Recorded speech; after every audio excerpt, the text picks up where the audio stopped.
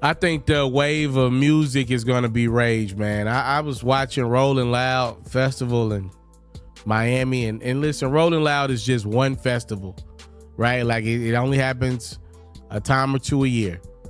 But I'm looking at these kids and what they like, and I'm looking at Travis Scott and Playboi Carti, specifically Playboi Carti, and I'm looking at the rage audience that he brings out, and I'm looking at hip hop be dominated predominantly really by white kids, really be by white boys, to be honest with you.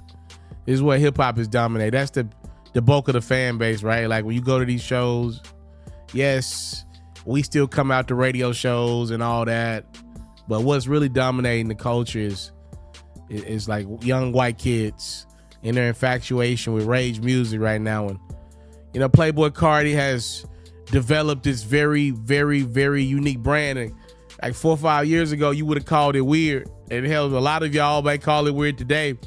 But the reality is that mystique that bruh has kept about his image has made him one of the biggest deals in music in 2024. He ain't even dropping music. And what bruh got going for him now is like any festival, all he got to do is go up there and say, like 5 times and play these records. And these fans, they knew when they left the house what they were coming to do. They wanted to rage and lose their freaking mind on drugs to Playboi Carti. And he now looks like one of the hottest things in music. I think it was Complex did a list.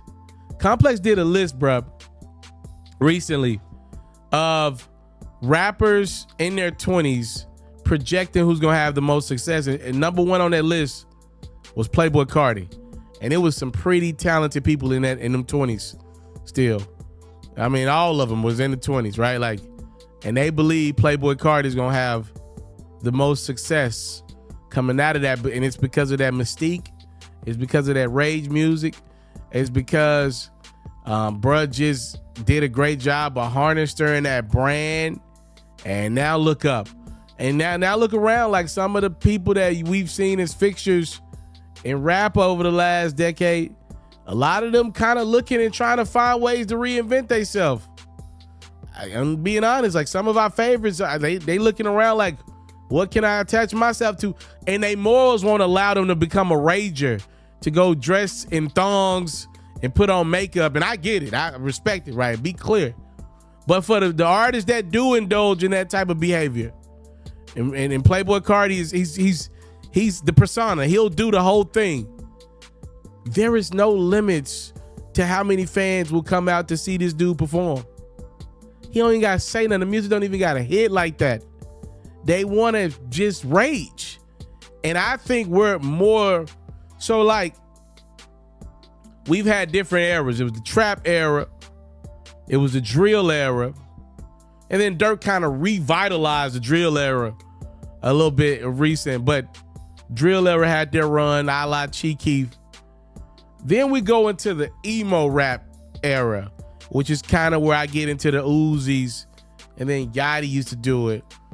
Now we kind of leave the emo era, and I like to give the Juice WRLDs and the XXXTentacion's credit. They were making some really, really, really powerful melodic drug catered music, right? Like they were, but they had huge fame. These dudes were superstars, right? God rest the dead to both of them. So we leave that era, and then somewhere in there is Young Boy and what he represented. But now I think we're steering somewhere back to a rage. I think the next like big thing that we're seeing is Playboi Carti. I was watching a video from Academics, and he referenced Ken Carson, Destroy Lonely. These are artists I'm not even really too familiar with. And I think that is the world we going to. Like those type of artists are now the leaders of the new school. I think that's something we kind of learned, that coming out of the Lil Baby run, I think even like the Ghana run of the last 2 years, what I think you about to see people attach themselves to now is Playboi Carti. How can I get around Playboi Carti. Can I get this man to make a verse? I wouldn't be surprised one bit if bro on a Beyonce album. I'm serious, bro. I think we're now in the era of Playboi Carti. The sweet feet keeping the play alive.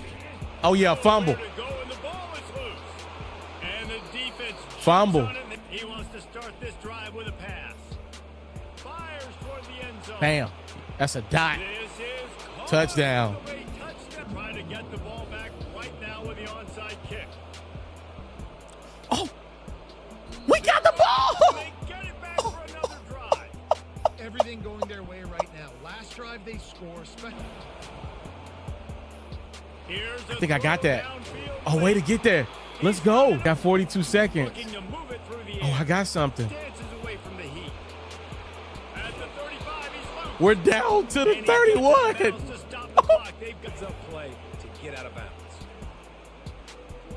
Get down. Get down. We first and goal. We first and goal. We got a chance. And try to throw a dot here. Bro, oh, it's picked off in the end zone.